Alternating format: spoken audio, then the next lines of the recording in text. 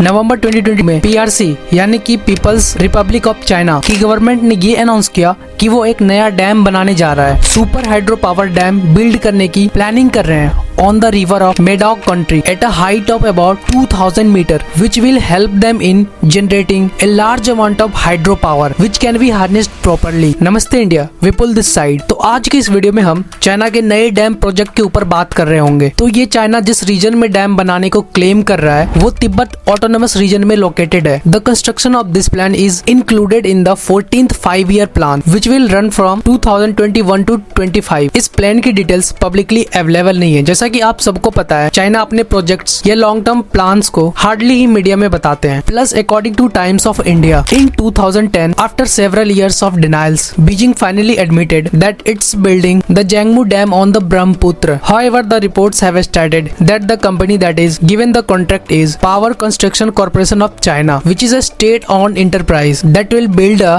50 metre high hydro power dam on the great bend of the Brahmaputra in Tibet. ये dam 60 gigawatts से भी ज्यादा electricity annually produce कर सकता है which is 3 times more than the current amount of electricity being generated by the three gorges dam. इस dam के construction का इम्पैक्ट यांगजी रिवर जो कि 3rd लॉन्गेस्ट रिवर है पूरे वर्ल्ड में इस पर होगा and it could change the geography of that region. फिर भी चाइनीज गवर्नमेंट इसका कंस्ट्रक्शन सक्सेसफुली चाहती है क्योंकि it is necessary for them to become carbon neutral by 2060। Now let's talk about the environmental impacts of this project. तो जैसा कि हमें पता है कि डैम्स हाइड्रो इलेक्ट्रिक पावर बनाना और वाटर सप्लाई को रिटेन करने में हेल्प करता है but their construction also leads to the extinction of many aquatic species and are responsible for huge displacement of people। ऐसा कुछ थ्री गॉर्जेस डैम के वक्त भी हुआ था। भले ही इस डैम ने चाइना को 300 billion kilowatt hours electricity produce करने में हेल्प करी but it should also be noted that more than 1.2 million people in 2 cities and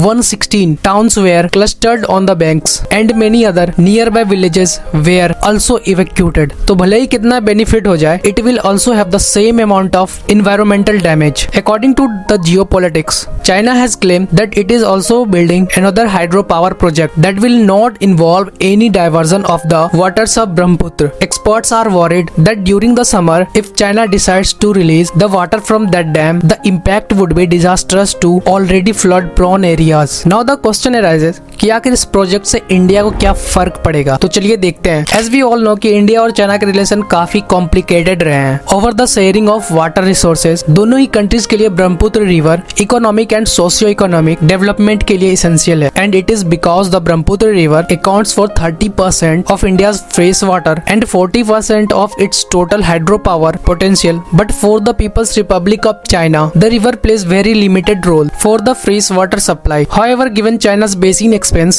the country contributes only between 22% and 30% of total basin flow। And most importantly, China is the riparian superpower। China, therefore, has a significant advantage over India because the country can have a direct impact on the quantity they wish to release downstream, which is concerning for India। तो जब से China ने नए dam के construction का announcement करा तभी India ने रिस्पॉन्स में 10 गीगावाट के डैम के कंस्ट्रक्शन का अनाउंसमेंट किया। पीएम मोदी ने 2013 में चाइना के एफर्ट्स देख लिए थे to slow the reverse flow. In 2017 the Siang a tributary of the Brahmaputra become tainted with a black substance rendering its water unfit for human consumption and wreaking havoc on the region's ecosystem and agriculture output। Indian leaders ने China को officially blame करा लेकिन China ने इन accusations को excessively ओवरब्लोन कहा। Now let's talk about the measure which can be taken to decrease the tension between two countries। Firstly, China should make a hydrological data